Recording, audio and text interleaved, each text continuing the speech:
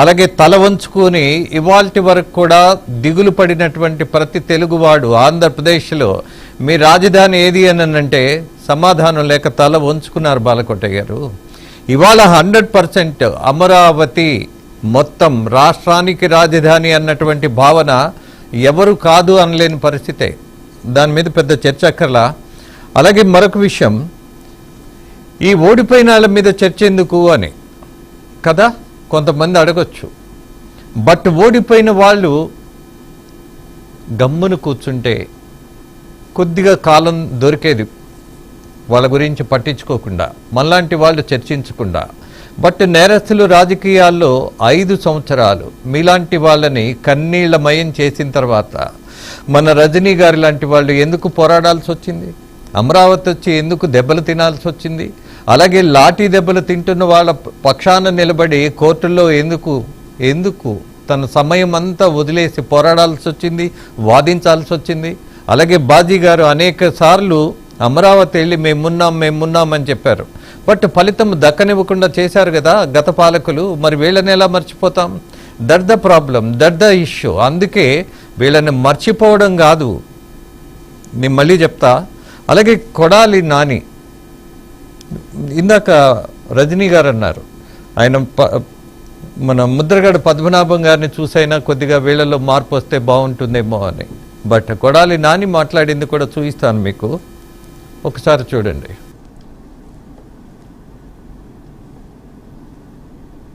ఋషికొండలో కట్టినటువంటి పర్యాటక కేంద్రంలో కట్టినటువంటి భవనాలనే ఈ సిగ్గు ఎగ్గు లేనటువంటి తెలుగుదేశం పార్టీ, ఈ సిగ్గు ఎగ్గు లేనటువంటి ఎల్లో మీడియా అది జగన్మోహన్ రెడ్డి గారి నివాసం అని చెప్పి చూపిస్తున్నారు 3 రోజుల నుంచి.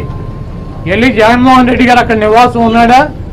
ముఖ్యమంత్రి అయిన తర్వాత 5 సంవత్సరాలు ఈ తాడేపల్లిలో ఉన్నటువంటి ఇల్లు క్యాంప్ ఆఫీస్ ఇక్కడి నుంచే నడిపాడు ఆయన కార్యాలయాన్ని కానీ ఇంటిని కానీ. జగన్మోహన్ రెడ్డి గారి రక్తంలో లేదు.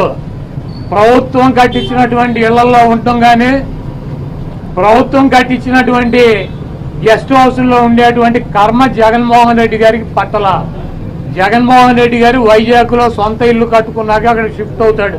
అంతేగాని టూరిజం ప్లేస్లో కట్టినటువంటి ఆ హౌస్లో జగన్మోహన్ రెడ్డి గారు వెళ్తాడని చెప్పి ఎవరు చెప్పాడు వీళ్ళకి, ఈ వెధవులకే?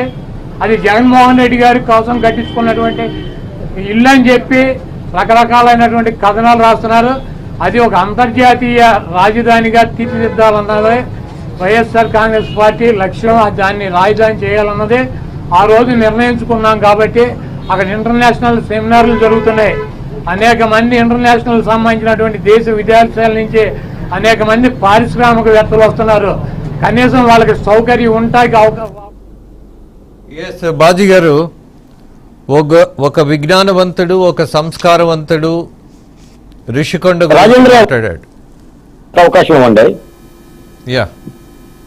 బాలకోట గారు, కొడాలి నాని మాటలు విన్నాక కొడాలి నానిని అరెస్ట్ చేసే దమ్ము ఈ ప్రభుత్వానికి ఉందా? చేస్తుందా? అంత పచ్చిగా భువనేశ్వరి దేవి మీద కూడా అన్న మాటలయ్యాయన. క్యాష్లో డాన్సులు పెట్టాడు.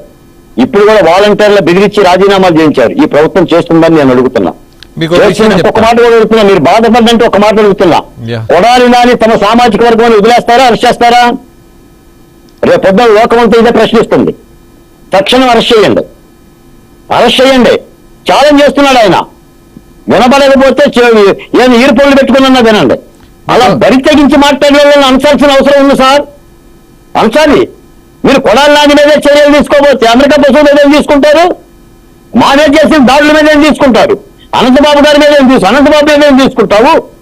లేదు ఎమ్మెల్సీ అనంతబాబు మీద ఏం తీసుకుంటావు? వైఎస్ వివేకానంద రెడ్డి చేసిన అవినాష్ రెడ్డి మీద ఏం తీసుకుంటారు? మీరు చూడండి. మరి మీరు చూపిస్తున్నారు కదా, దేని కట్టుకున్నాడు ఋషికొండ? చూడండి, పచ్చాబద్దాలు మాట్లాడుతున్నారు. ఛాలెంజ్ చేస్తున్నాడు ఆయన. దమ్ముంటే అరెస్ట్ చేయమని ప్రభుత్వాన్ని. కాబట్టి చంద్రబాబు నాయుడు గారు ఆలోచించాలి. చంద్రబాబు నాయుడు గారికి లోకేష్ కి ఎర్ర పుస్తకంలో పేరుందో లేదో ఆలోచించాలి. దమ్ముంటే అరెస్ట్ చేయమని కూడా అమరావతి డిమాండ్ చేస్తున్నాం. దమ్ముంటే చూద్దాం, 2 రోజులు అరెస్ట్ చేయాలి కొడాలి. చట్టం ఏంటో చూపించాలి. ప్రభుత్వం అంటే ఏంటో, చట్టం అంటే ఏంటో చూపించాలి. చట్టం కొంచెం స్పష్టంగానే చూపించాలి. చట్టం మాకే కాదు పనిచేసేది. తిప్పల్లో 16 గంటలు గుడివారి చుట్టూ 10 పెట్టించండి. లేదా అంకుశం సినిమాలో రాజశేఖర్ రెడ్డి సీన్ చూపించండి. చెయ్యాలి సార్ పనులు చేయకోకుండా. ఇదిగో ఇప్పుడు ముఖ్యమంత్రి గారి దగ్గర వాహనాలు లోపల పంపించినట్టే ఉంటుంది వ్యవహారం. చట్టం చేయండి. మీరేమో చట్టం వ్యతిరేక పనులు చేయొద్దని నేను అంటున్నా. చట్టంగానే చెయ్యండి. మరి బరి తగ్గింపు మాటలు 500 కోట్ల రూపాయల ప్రజాధనం, అది మన సొమ్ము. నువ్వు పాదయాత్ర కట్టుకోవడానికి, సముద్రంలో 9 స్నానం చేయడానికి ప్రజా సొమ్ము. అందులో ఎస్సీలు ఉంది, బీసీలు ఉంది, ఎస్టీలు ఉంది. కొడాలి నాన్నగారి రక్త సొత్తం కాదు, ఆయన సొంత సొమ్మేం కాదు. అవశ్యమండి. ఎస్ బాలకోట గారు, మీ ఆవేదన అర్థం చేసుకోగలను. కానీ ఒక విషయం, చట్టం చాలా సైలెంట్గా తన పని తను చేస్తుంది, ఫలితం చాలా వైలెంట్గా కూడా ఉంటుంది. There is no doubt about that.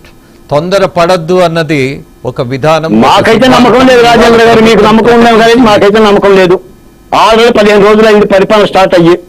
ఆయన ఇంకా అలా మాట్లాడుతున్నారంటే ఆయన ఏం చేయలేదని ఇంకా పీక్కోమని చెప్తున్నాడు ఆయన. వినండి, మీరు మాకైతే నమ్మకం లేదు. అది జరిగినప్పుడు నమ్ముతా. Okay, fine. బట్ ఈ నెగిటివ్ ధోరణి ఉన్న వాళ్ళకి ఒక లక్షణం ఉంటుంది బాలకోట గారు. నేను మీకు టీచింగ్ చేస్తున్నానని దయచేసి అలా అనుకోవద్దు. కొంతమంది ఉంటారు, ఏదో వాళ్ళకి ఒక ఐడెంటిటీ కావాలి, దాంతో వాళ్ళకి ఏ బిరుదులు